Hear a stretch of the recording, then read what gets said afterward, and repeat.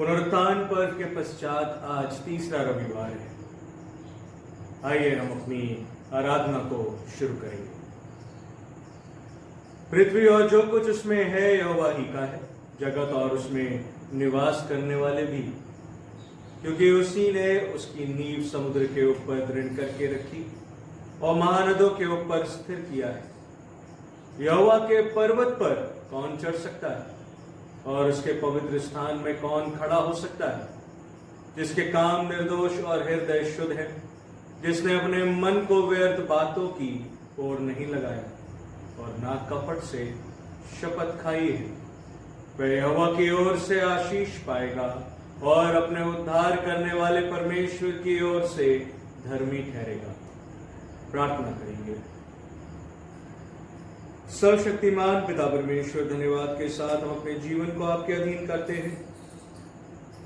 धन्यवाद करते हैं पिता परमेश्वर के एक बार फिर आपने हमारे जीवन में अवसर दिया है कि हम पिता परमेश्वर अपने घरों में रहकर आपकी स्तुति, आपकी आराधना करने पाए, आपको धन्यवाद करने पाए, आपके अद्भुत कार्यों को हम अपने जीवन में होते देखने पाए। पिता परमेश्वर, बीते समय के लिए धन्यवाद देते हैं। अंधकार के गहरे से आपने हमें छुटकारा दिया है, बीमारियों से आपने हमें चंगाई दी है। पिता परमेश्वर, आपने अपनी अगुवाई में हमें बढ़ाया है। धन्यवाद देते हैं क्योंकि आप सच में हमसे प्रेम करते हैं। वो प्रेम कभी टलने का नहीं है। पिता परमेश्वर, हम आपके अधीन अपने जीवन को रखते हैं और चाहते हैं प्रभु आप हमारी अगुवाई निरंतर करते रहें। हमारा उठना, बैठना, चलना फिरना, हर कार्य वो आपकी योजना अनुसार। प्रभु, हमारी प्रार्थना है एक एक जन को पिता परमेश्वर, एक एक मानव जाति को आप आशीषित करें। पिता परमेश्वर, ये समय जो पिता परमेश्वर कठिनाई से भरा है, अब भी हम लॉकडाउन में हैं और कोविड-19 के चलते पिता परमेश्वर कई अजीजों ने अपनी जान गंवाई है, कई अस्पतालों में है और हम सब अपने घरों में हैं। लेकिन पिता परमेश्वर, आपने हमें इन घरों में रहकर भी अवसर दिया है कि हम आपके नाम की जय जयकार करने पाए। प्रभु, हम हर एक जन के लिए प्रार्थना करते हैं और पिता परमेश्वर, एक एक जन को आपके मुबारक हाथों में सौंपते हैं। सबकी अगुवाई करें, सबकी सहायता करें। जितने डॉक्टर्स, नर्सेस पिता परमेश्वर इस महामारी से लड़ते हैं, पिता परमेश्वर, जितने अलग अलग तरीके से प्रशासन के लोग बचाने की सेवकाई कर रहे हैं, प्रभु सबके साथ रहें। सबको आपके मुबारक हाथों में सौंपते हैं। अपने लहू में सबको सुरक्षित रखें। पिता परमेश्वर, प्रार्थना करते हैं जब कुछ देर हम एकत्रित होकर आराधना करते हैं, आपके अधीन अपने जीवन को करके आपके वचनों को सुनते समझते हैं। पिता परमेश्वर, वचनों के द्वारा आपसे बातें करें। हमारे गीतों का गाना, वचन पढ़ना, उस पर अध्ययन करना, हर हर कार्य अपने जीवन में जो करे वो आपको पसंद आए। पिता परमेश्वर, सारा आदर महिमा आपको देते हैं। धन्यवाद के साथ इस आराधना को आपके अधीन करते प्रार्थना प्रभु यीशु मसीह के नाम से मांगते, सुने और कबूल करें। आमीन। इस समय होगा परमेश्वर की महिमा के लिए हम गीत गाएंगे और गीत गाएंगे 167 प्रभु आराधना गीत की पुस्तक में से, यीशु है सच्चा गडरिया, उसकी हम भेड़े हैं।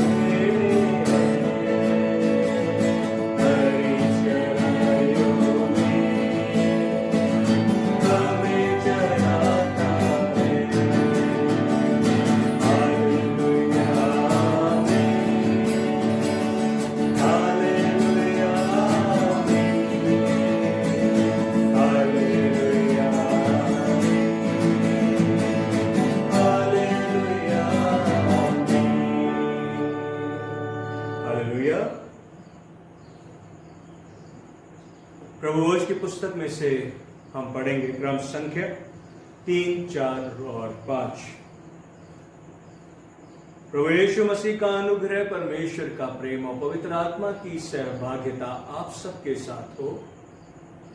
साथ प्रार्थना करें। सर्वशक्तिमान परमेश्वर, आपके सम्मुख सबके हृदय खुले हैं।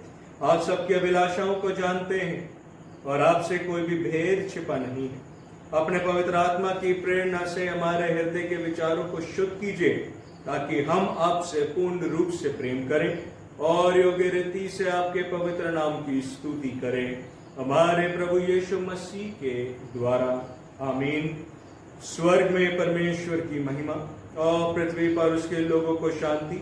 हे प्रभु परमेश्वर, स्वर्ग के राजा, सर्वशक्तिमान पिता परमेश्वर, हम आपकी आराधना करते, आपको धन्यवाद देते और आपकी महिमा के कारण आपकी स्तुति करते हैं। हे प्रभु यीशु मसीह, परमेश्वर पिता के इकलौते पुत्र, हे प्रभु परमेश्वर, हे परमेश्वर के मेमने, आप जगत का पाप उठा ले जाते हैं। हम पर दया कीजिए। आप पिता की दाहिनी ओर विराजमान हैं। हमारी प्रार्थना स्वीकार कीजिए, क्योंकि केवल आप ही पवित्र हैं, आप ही प्रभु हैं, आप ही हे यीशु मसीह पवित्र आत्मा के साथ परमेश्वर पिता की महिमा में परम उच्च हैं। आमीन। समय होगा उत्तरवादी पाठ के लिए। हम पढ़ेंगे भजन संहिता और उसका भजन 23। भजन संहिता और उसका भजन 23। यहोवा मेरा चरवाहा है, मुझे कुछ घटी ना होगी। वह मुझे हरी हरी चराइयों में बैठाता है।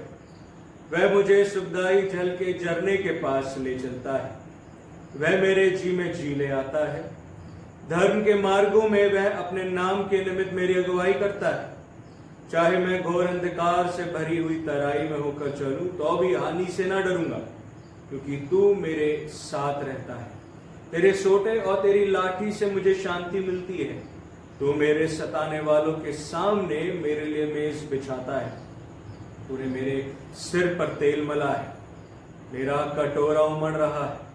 निश्चय भलाई और करुणा जीवन भर मेरे साथ साथ बनी रहेगी, और मैं यहोवा के धाम में सर्वदा वास करूंगा। आमीन। आइए विशेष प्रार्थना करेंगे। हे स्वर्गिक पिता, आपका पुत्र हमारे प्रभु यीशु मसीह भेड़ों के महान चरवाहा है, और वह प्रत्येक भेड़ को अर्थात हम में से प्रत्येक व्यक्ति को हमारे निजी नाम से बुलाते हैं। हम पर कृपा कीजिए कि हम उनकी बुलाहट को सुने और उनकी आवाज को पहचानें, ताकि हम उनकी पक्की सुरक्षा पर पूर्ण भरोसा रखें, और जहां वह हमें ले जाए वहां उनके पीछे पीछे जाएं। यह हम उनके नाम में मांगते हैं, जो आपके और पवित्र आत्मा के साथ एक परमेश्वर है, और अब तथा सदा सर्वदा जीवित और राज्य करते हैं। आमीन। समय होगा पवित्र शास्त्र में से पहले 2 पाठ पढ़े जाएंगे।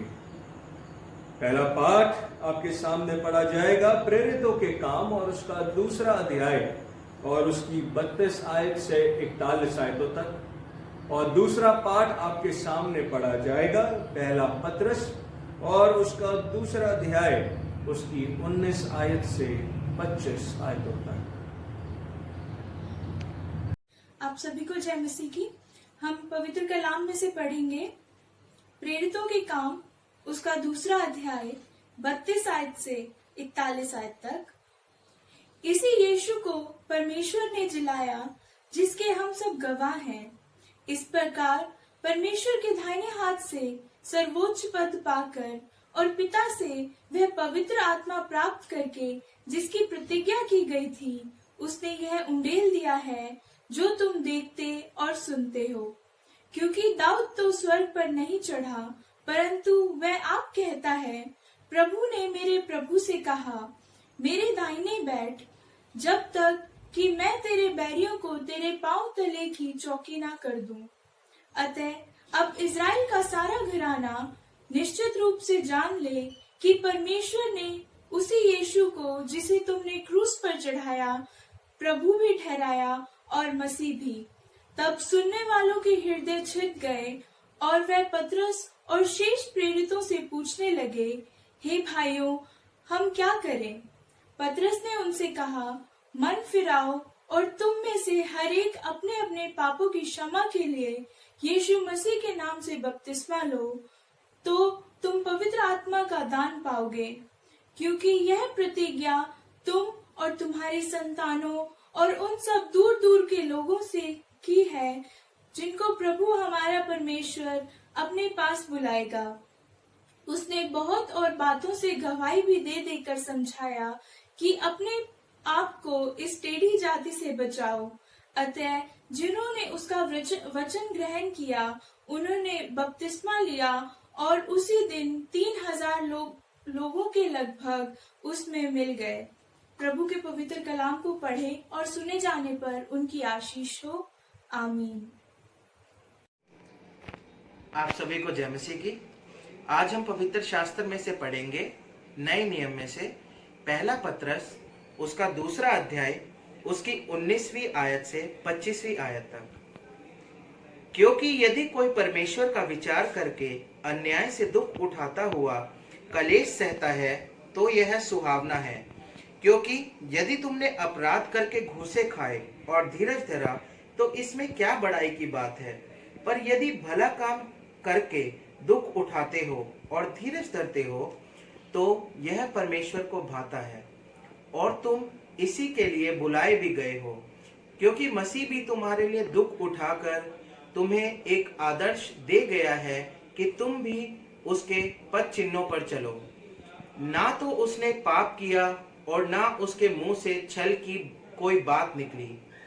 वह गाली सुनकर गाली नहीं देता था और दुख उठाकर किसी को भी धमकी नहीं देता था, पर अपने आप को सच्चे न्यायी के हाथ में सौंपता था।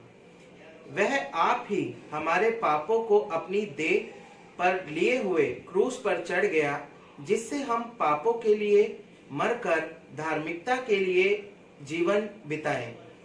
उसी के मार खाने से तुम चंगे हुए। क्योंकि तुम पहले भटकी हुई भेड़ों के समान थे, पर अब अपने प्राणों के रखवाले और अध्यक्ष के पास लौट आए हो। परमेश्वर के वचन के पढ़े और सुने जाने पर आशीष हो। आमीन। ये समय होगा कि हम अपने आप को परमेश्वर के वचन के लिए तैयार करेंगे और एक और गीत गाएंगे, गीत नंबर 163। यीशु बुला रहा, यीशु बुला रहा।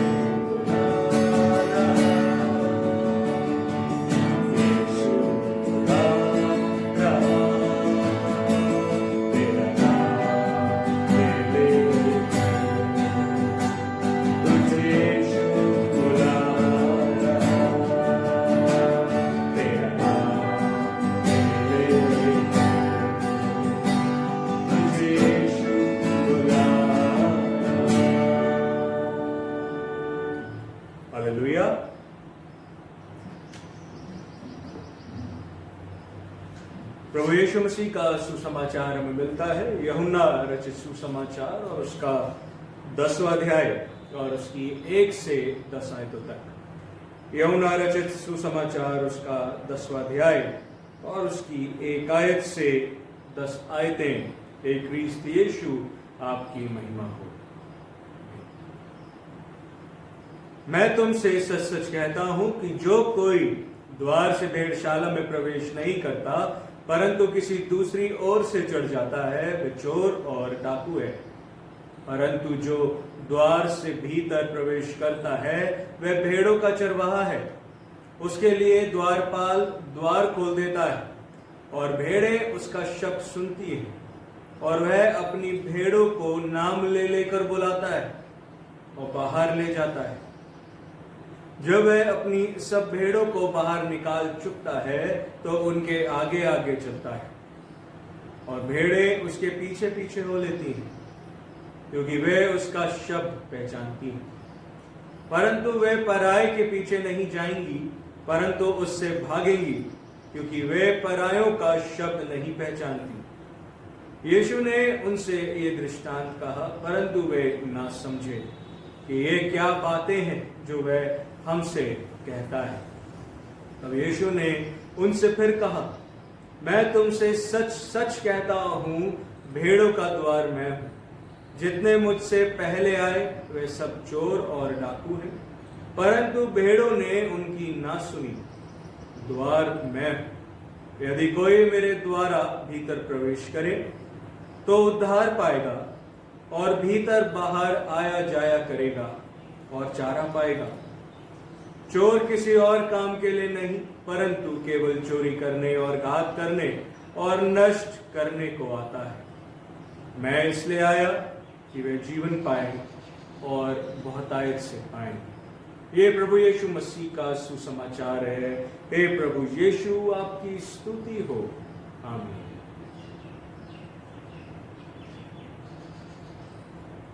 यूहन्ना रचित सुसमाचार उसका 10वां अध्याय आपके सामने पढ़ा गया और ये उन अध्यायों में से एक है जिसमें हम पाते हैं प्रभु यीशु मसीह ने दृष्टांत में बात करी। और यूहन्ना रचित सुसमाचार में बहुत कम प्रभु यीशु मसीह के दृष्टांत जो हैं वो मिलते हैं। अगर हम यूहन्ना रचित सुसमाचार 10वें अध्याय उसकी पहली 5 आयत को देखें तो ये दृष्टांत हमें मिलता है और इसकी अगर 7 आयत से 16 आयतों तक अगर हम गौर करें तो इसी दृष्टांत की व्याख्या हम पाते हैं। प्रभु यीशु मसीह ने इस दृष्टांत को क्यों कहा? जब वह यूहन्ना रचित सुसमाचार उसके 9वें अध्याय में हम पाते हैं कि फरीसियों ने एक मनुष्य जो जन्म से अंधा था उसकी चंगाई की जांच पड़ताल करी और उस जांच पड़ताल के बाद भी उस जन्म से अंधे मनुष्य को जिसे चंगाई मिल गई थी उसे बाहर निकाल दिया। प्रभु यीशु मसीह ने यह दृष्टांत इसलिए कहा क्योंकि वह यहां अपने आप को जाहिर करना चाहे। जैसा उस मनुष्य के सामने उन्होंने किया, अपने इस संसार में आने के उद्देश्य को उन्होंने जाहिर किया। ये दृष्टांत उन्होंने इसलिए कहा क्योंकि वह पापियों के प्रति उस प्रेम को वह दर्शाना चाहते थे कि परमेश्वर का प्रेम जो है पूरे मानव जाति के लिए है, ना सिर्फ एक जाति के लिए, ना एक मनुष्य के लिए। प्रभु यीशु मसीह ने यह दृष्टांत इसलिए कहा क्योंकि कई लोग आत्मिक अंधेपन में अपने जीवन को गुजार रहे हैं। उस आत्मिक अंधेपन से दूर करने के लिए, उन्हें महसूस कराने के लिए उन्हें यह दृष्टांत उन्होंने कहा। क्या आज हम अपने इस चरवाहे को जानते हैं? क्या आज हम अपने इस चरवाहे को समझते हैं? इन चरवाहे की बातों को अपने जीवन में हम जानते हैं। इन वचनों के द्वारा हम पाते हैं कि यीशु मसीह ही हमारे एकमात्र चरवाहा है। प्रभु यीशु मसीह ही हमारे एक ऐसे चरवाहा हैं जिन्होंने अपने जीवन को दे दिया उन भेड़ों की, यानी हमारी उन्होंने रक्षा के लिए, हमें संभालने के लिए अपने जीवन को दे दिया। पहली आयत और उसके अंतिम भाग की ओर अगर हम गौर करें तो वहां पे शब्द इस्तेमाल किए हैं, वो चोर और डाकू हैं। जो कोई यीशु मसीह में सदा नहीं बने रहते वो चोर और डाकू हैं। यीशु मसीह ने खुद यूहन्ना रचित सुसमाचार 10 अध्याय और 7 से 16 आयतों में इसे विस्तार से समझाया है, क्योंकि वह फरीसी लोग नहीं समझे थे। उन्होंने नहीं जाना कि प्रभु यीशु मसीह संसार में क्यों आए। जब हम यूहन्ना रचित सुसमाचार इसके 5वें अध्याय की ओर देखते हैं तो वहां भी हम इस बात को पाते हैं, क्योंकि वहां पे सबत के दिन जब प्रभु यीशु मसीह ने चंगाई दी थी तो उन्होंने उस बात को भी लेके जांच पड़ताल करी और तरह तरह के प्रश्न प्रभु यीशु मसीह के विरोध में उठाए। इन आयतों में हम यहाँ पे पाते हैं कि यीशु मसीह जो है वो बता रहे हैं कि द्वार कौन है, कैसा द्वार है और कौन उस द्वार से आना जाना कर सकता है। द्वार यीशु मसीह है। यूहन्ना रचित सुसमाचार 10 अध्याय 7 और 9 आयत में साफ तरीके से हम पाते हैं द्वार यीशु मसीह है। यूहन्ना रचित सुसमाचार 14 अध्याय 6 आयत में हम पाते हैं, मार्ग, सत्य और जीवन मैं हूं, बिना मेरे द्वारा कोई पिता के पास नहीं पहुंच सकता। द्वार यीशु मसीह है। अगर हम समझते हैं अपने जीवन में कि हम बपतिस्मा पाकर पिता के पास पहुंच जाएंगे, परमेश्वर के पास पहुंच जाएंगे, तो हम गलत हैं। अगर हम समझते हैं कि प्रभु की सेवा कर कर हम प्रभु के घर में पहुंच जाएंगे तो ये व्यर्थ है। अगर हम समझते हैं बार बार प्रभु प्रभु कह के हम उसके नाम को जपेंगे तो हम प्रभु के उस पिता के घर में पहुंच जाएंगे, तो ये व्यर्थ है, गलत है।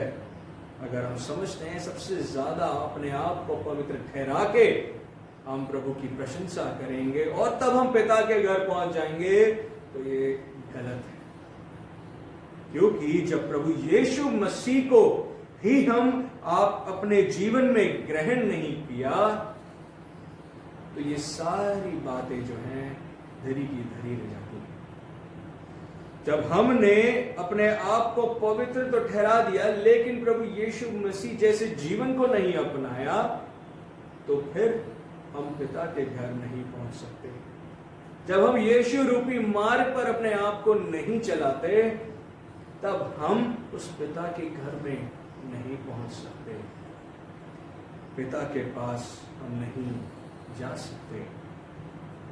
आज हम ही आत्मिक अंधेपन में जीवन बिता रहे हैं। और प्रभु यीशु मसीह ये जब अध्याय हमारे सामने रखते हैं, ये दृष्टांत हमारे सामने रखते हैं, तो वो कहते हैं द्वार मैं। द्वार मेरे अजीज हम पाते हैं कि द्वार एक अवसर है, द्वार एक अपॉर्चुनिटी, एक प्रपोजल है। द्वार एक ऐसी अपॉर्चुनिटी है जिसके द्वारा हम उस पिता के घर तक पहुंच सकते हैं। द्वार एक वायदा है। दूसरी बात हम पाते हैं, द्वार एक वायदा है जिसके द्वारा हमें शांति मिलती है, जिसके द्वारा हमें आशीषें मिलती हैं और जिसके द्वारा आनंद की भरपूरी का वायदा है। द्वार यीशु मसीह है जिसके द्वारा शांति, आनंद और आशीषें अपने जीवन में हम प्राप्त करते हैं। यीशु मसीह ही एक अच्छे चरवाहे हैं जिसका बारे में पुराने नियम में और नए नियम में हम देख सकते हैं। ऐसे बहुत से उदाहरण हैं जो हम पाते हैं। जब हम यजेकिएल नबी की पुस्तक में अगर हम देखें तो वहां पे 34 अध्याय 15 और 16 आयत में इस प्रकार लिखा है, मैं आप ही अपनी भेड़ बकरियों का चरवाहा हूंगा और मैं आप ही उन्हें बैठाऊंगा।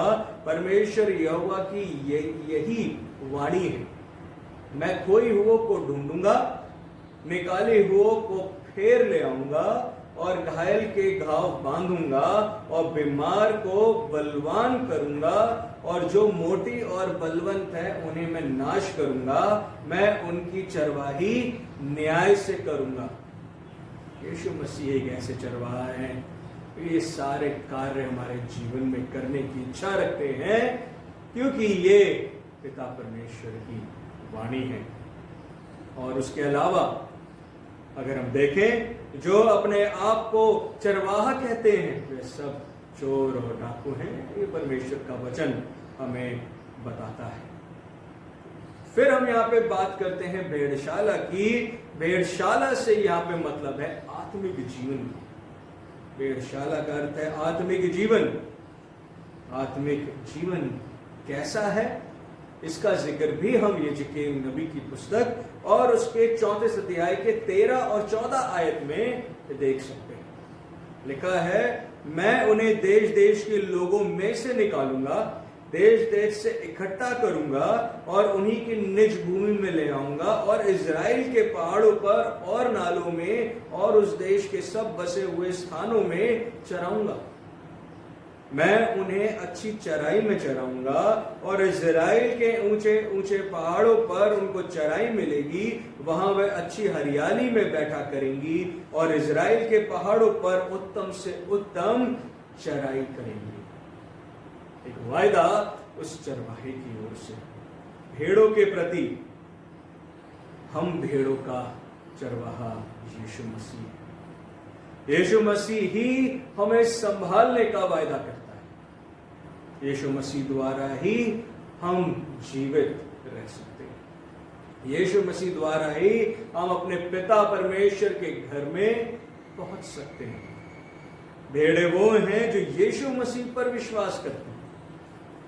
हम कैसी भेड़े हैं, हमें ये जांचने की आज आवश्यकता है। भेड़े उसकी बुल्लाहट को, उसकी आवाज को सुनती हैं और ना सिर्फ सुनती हैं, पहचानती भी।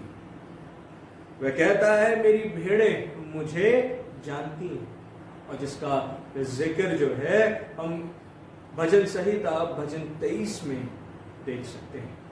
यहाँ पे दाऊद जो है वह गवाही दे रहे हैं। वो जानता है कि यहोवा कैसा चल रहा है, कि वह हरी हरी चराई में मुझे बिठाता है, सुखदाई जल के झरने के पास ले चलता है। ये वायदा उसने किया है। तेरे सोटे तेरी लाठी से मुझे शांति मिलती है।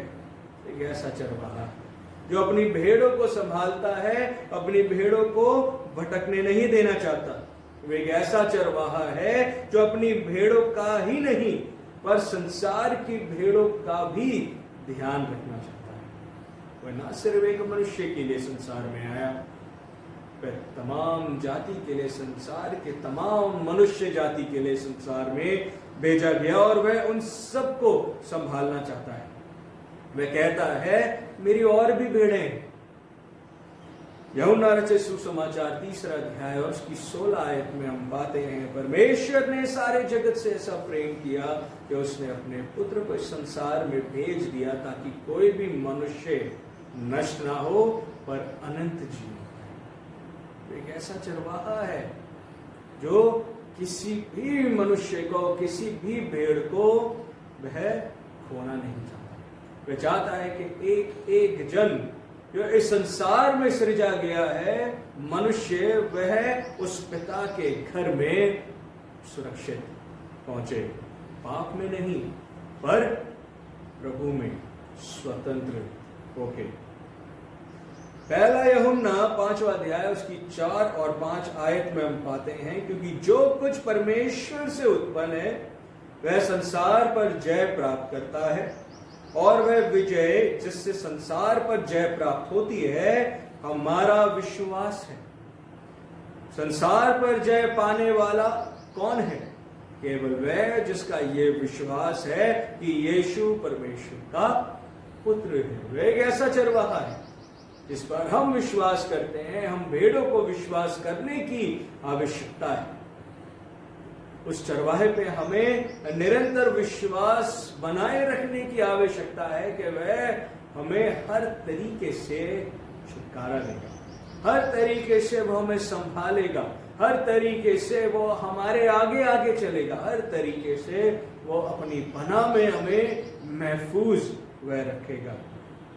हम भेड़ों को उसने चुना है, वह चुन रहा है और अपने राज्य के लिए धीरे धीरे वो हमें तैयार कर रहा है। एकमात्र प्रभु यीशु मसीह ही हमारे चरवाहा है, उसके जैसा चरवाहा और कोई नहीं।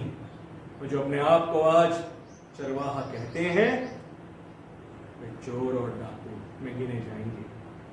यूहन्ना रचित सुसमाचार 15 अध्याय उसकी 16 आयत में लिखा है, तुमने मुझे नहीं चुना परंतु मैंने तुम्हें चुना है, तुम्हें ठहराया ताकि तुम जाकर फल लाओ और तुम्हारा फल बना रहे, कि तुम मेरे नाम से जो कुछ पिता से मांगो वह तुम्हें फिर दे। ये आशीषें प्रभु की ओर से मिली है, ये आशीषें उस चरवाहे की ओर से हमें मिली है। चरवाहे ने हमें चुना है ताकि हम भटके ना, इसलिए वह अपने लहू से हमें घेरे रखता है ताकि कोई अंधकार, कोई शैतानी कार्य हमें उससे दूर ना ले जाए। कहता है तुम्हें ठहराया है ताकि तुम जाकर फल लाओ। आज वो हमारे जीवन से फल चाहता है, आज वो चाहता है कि हम अपने जीवन द्वारा औरों के लिए एक गवाही बने और ना सिर्फ हम अपने आप को तैयार करें, औरों को भी तैयार करें। मेरे अजीजों, जब हम उस चरवाहे की ओर बढ़ते हैं, उस चरवाहे की ओर अपनी आंखों को लगाते हैं, तो सब कुछ बदल जाता है। जब उसकी बुलाहट को सुनकर उसके पीछे हो लेते हैं, सब कुछ बदल जाता है। जब यीशु मसीह से हम आत्मा में रूबरू होते हैं तो सब कुछ बदल जाता है। तो हम विश्वास में उसमें आगे बढ़ते हैं तो हमारा जीवन जो है वो पूरा बदल जाता है। इफिसियों की पत्री उसका 2 अध्याय 3 से 6 आयतों में इस प्रकार लिखा है, इनमें हम भी सब के सब पहले अपने शरीर की लालसाओं में दिन बिताते थे और शरीर और मन की मानसाएं पूरी करते थे और लोगों के समान स्वभाव ही से क्रोध की संतान थे। परंतु परमेश्वर ने जो दया का धनी है, अपने उस बड़े प्रेम के कारण जिससे उसने हमसे प्रेम किया, जब हम अपराधों के कारण मरे हुए थे तो हमें मसीह के साथ जिलाया। अनुग्रह ही से तुम्हारा उद्धार हुआ है और मसीह यीशु में उसके साथ उठाया और स्वर्गीय स्थानों में उसके साथ बैठाया। यह एक अवसर है, उस द्वार से हमें प्रवेश करने की आवश्यकता है और उस तैयारी में हमें अपने आप को अब रखना है। द्वार यीशु मसीह है, बिना उसके कोई पिता की ओर नहीं पहुंच सकता। उस चरवाहे के साथ हमें अपने जीवन को सदा के लिए रखना है। उस चरवाहे के साथ, उसके पीछे पीछे हमें बढ़ने की आवश्यकता है। अगर हम प्रभु यीशु मसीह रूपी मार्ग पर नहीं बढ़ेंगे, उस सत्य को नहीं जानेंगे, तो कभी भी हमें अनंत जीवन नहीं प्राप्त होगा। तो आइए हम वायदा करें, द्वार वो है, उस द्वार के भीतर प्रवेश करने की कोशिश करें। प्रभु आप सबको वचन द्वारा आशीष देते। आमीन। ये समय होगा, हम विश्वास वचन को एक साथ मिलकर दोहराएंगे। प्रेरितों के विश्वास वचन को हम एक साथ कहेंगे। क्रम संख्या 14, प्रेरितों का विश्वास वचन 123 पेज पर प्रभु भोज की पुस्तक में हमें मिलता है। मैं सर्वशक्तिमान पिता, स्वर्ग और पृथ्वी के सृष्टिकर्ता परमेश्वर पर विश्वास करता हूँ। मैं उसके इकलौते पुत्र हमारे प्रभु यीशु मसीह पर विश्वास करता हूँ। वह पवित्र आत्मा के सामर्थ से गर्भ में आए और कुंवारी मरियम से जन्मे। उन्होंने पैंतीस पिलातुस के शासन में दुख भोगा। वह क्रूस पर चढ़ाए गए, मरे और गाड़े गए और मृतकों के लोक में उतरे। तीसरे दिन वे जी उठे, वह स्वर्ग पर चढ़ गए और पिता की दाहिनी ओर विराजमान हुए। वह जीवितों और मृतकों का न्याय करने को फिर आएंगे। मैं पवित्र आत्मा पर, पवित्र स्वरलौकिक कलीसिया पर, संतों की संगति, पापों की क्षमा, देह के पुनरुत्थान और शाश्वत जीवन पर विश्वास करता हूँ। आमीन। ये समय होगा कि हम परिहत निवेदन में चलेंगे और एक साथ मिलकर प्रभु से प्रार्थना करेंगे। जय मसीह की। मैं आशा करता हूँ कि आप सब लोग अपने अपने घरों में सुरक्षित होंगे। आइए हम परिहित निवेदन में जाएं। पेज 124, भाग 16। हम समस्त मानव जाति के लिए प्रार्थना करें और अपनी प्रार्थनाओं को प्रभु यीशु मसीह के निरंतर निवेदन के साथ अर्पित करें। हे पिता, हम प्रार्थना करते हैं कि समस्त संसार में न्याय और शांति स्थापित हो और प्रत्येक व्यक्ति भरपूर जीवन प्राप्त करे। हे दयावान प्रभु, हमारी प्रार्थना सुनिए।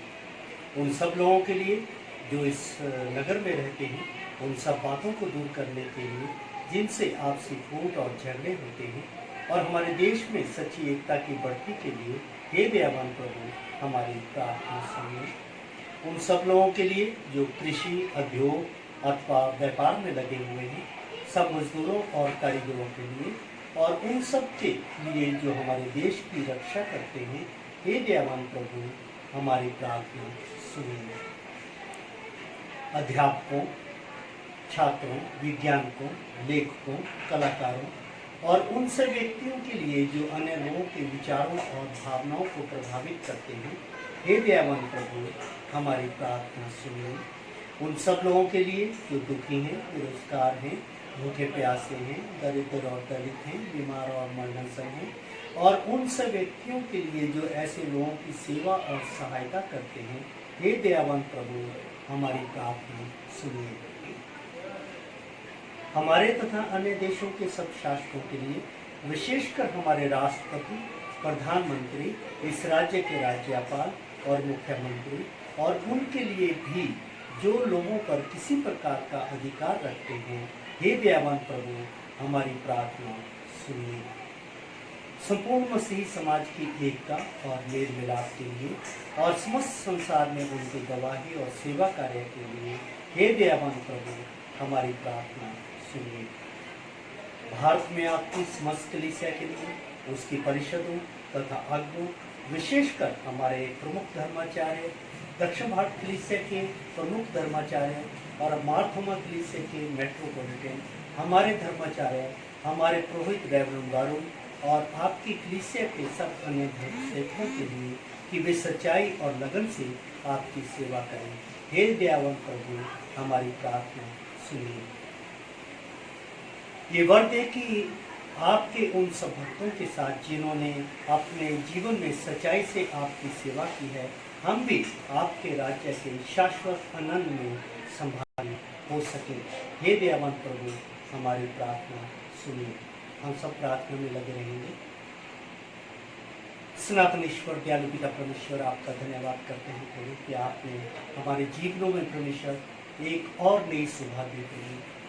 दयालु पिता परमेश्वर, इस सुबह के लिए आपको धन्यवाद देते हैं परमेश्वर। दयालु पिता परमेश्वर, आपको धन्यवाद देते हैं परमेश्वर कि आपने प्रभु हमें इस योग्य समझा कि हम एक और दिन देख सकें परमेश्वर। दयालु पिता परमेश्वर, आज सबसे पहले प्रभु हम आपसे विनती करते हैं, जो पूरे संसार में परमेश्वर महामारी फैली हुई है परमेश्वर, उसमें प्रभु जो लोग फाइटर हैं परमेश्वर, डॉक्टर्स, नर्सेस, सफाई कर्मचारी, पुलिस, हम तमाम इन लोगों के लिए परमेश्वर जो इस महामारी के साथ लड़ रहे हैं परमेश्वर, इनके लिए प्रार्थना करते हैं प्रभु कि आप उन्हें सुरक्षित रखिए परमेश्वर। दयालु पिता परमेश्वर, हम चाहते हैं परमेश्वर कि पूरी दुनिया में परमेश्वर ये महामारी परमेश्वर बिल्कुल समाप्त हो जाए प्रभु। दयालु पिता परमेश्वर, फिर से लोग प्रभु अपना जीवन को प्रभु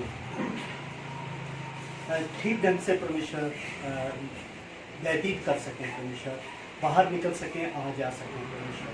दयालु पिता परमेश्वर, हमें शक्ति दीजिए कि जिस तरह से हमारी सरकार प्रभु हमें निर्देशित करती है प्रभु कि हम घरों से बाहर ना निकलें परमेश्वर, वैसे ही प्रभु हम उनके आदेश अनुसार परमेश्वर अपने घरों में रहें, ताकि इस महामारी से परमेश्वर हम बच सकें।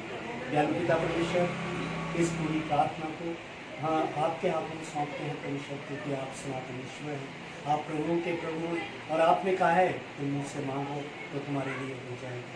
प्रभु हम चाहते हैं परमेश्वर कि ये महामारी इस संसार से प्रभु दूर हो जाए परमेश्वर। और दयालु पिता परमेश्वर, हम अपनी भारत सरकार के लिए प्रार्थना करते हैं, स्टेट गवर्नमेंट्स के लिए प्रार्थना करते हैं प्रभु। आप प्रभु जितने भी हमारे मंत्री हैं, मुख्यमंत्री हैं, प्राइम मिनिस्टर हैं, जो प्रभु इस कार्यों में लगे हैं परमेश्वर, उनका भी मार्गदर्शन कीजिए परमेश्वर, ताकि प्रभु वो सही फैसले ले सकें परमेश्वर, और लोग प्रभु उनका अनुसरण करें परमेश्वर। हमारी इस प्रार्थना को सुनिए, स्वीकार कीजिए प्रभु यीशु मसीह के पवित्र और सामर्थ्य नाम से, आमीन। हम सब लोग लास्ट की प्रार्थना इकट्ठे बोलेंगे। हे स्वर्गीय पिता, अपने राज्य को शीघ्र प्रकट कीजिए और हमारी इन प्रार्थनाओं को सुनिए। हम आपके पुत्र, अपने प्रभु और उद्धारकर्ता यीशु मसीह के नाम से मांगते हैं, आमीन। जय मसीह। आइए हम प्रार्थना में बने रहें। सर्वशक्तिमान पिता परमेश्वर, धन्यवाद के साथ हम अपने जीवन को आपके अधीन करते हैं। पिता परमेश्वर, आप सच में अनुग्रहकारी दया करने वाले परमेश्वर हैं, और आपने अपने वचनों से हमें तृप्त किया है। पिता परमेश्वर, धन्यवाद देते हैं क्योंकि आप हमारे जीवन में हमारे आगे आगे चलते हैं। अपने पंखों तले आपने हमें अपनी आड़ में ले रखा है, छिपाए रखा है, ताकि कोई विपत्ति, कोई परेशानी, कोई अंधकार, कोई बीमारी हमारे जीवन में ना आए। प्रभु, इस समय को आपके अधीन करते हैं। अब भी जब हम अपने घरों पर लॉकडाउन में, पिता परमेश्वर, लेकिन हमारा विश्वास कि आप हमारे साथ हैं, क्योंकि आपने वायदा किया है, ना मैं छोड़ूंगा, ना मैं त्यागूंगा, ना निसहाय छोड़ूंगा, ना धोखा दूंगा। प्रभु, हम आप पे विश्वास करते हैं, अपने जीवन को आपके अधीन करते हैं, और चाहते हैं कि आने वाले समय में आप हमारी अगुवाई करें, हमें संभालें, और पिता परमेश्वर अपने उद्देश्य को पूरा करने के लिए हमें तैयार करें। प्रभु, अपने जीवन को आपके अधीन करते हैं। धन्यवाद के साथ, आदर महिमा के साथ प्रार्थना प्रभु यीशु मसीह के नाम से मांगते, सुने और कबूल करें, आमीन। प्रभु की प्रार्थना हम एक साथ मिलकर कहेंगे। हे हमारे स्वर्गीय पिता, आपका नाम पवित्र माना जाए, आपका राज्य आए, आपकी इच्छा जैसे स्वर्ग में पूरी होती है वैसे पृथ्वी पर भी हो। आप हमारे दिन भर की रोटी आज हमें दीजिए। आप हमारे अपराधों को क्षमा कीजिए जैसे हमने अपने अपराधियों को क्षमा किया है। आप हमें परीक्षा में मत डालिए, परंतु बुराई से बचा लीजिए, क्योंकि राज्य, पराक्रम और महिमा अब और सदा सर्वदा आप ही के हैं, आमीन। परमेश्वर की शांति जो सारी समझ से परे है, परमेश्वर के और उसके पुत्र हमारे प्रभु यीशु मसीह के ज्ञान और प्रेम में आपके हृदय और विचारों को सुरक्षित रखे, और सर्वशक्तिमान परमेश्वर पिता, पुत्र और पवित्र आत्मा की आशीष आप पर हो और आपके साथ सदा सर्वदा बनी रहे, आमीन। सबको जय मसीह की।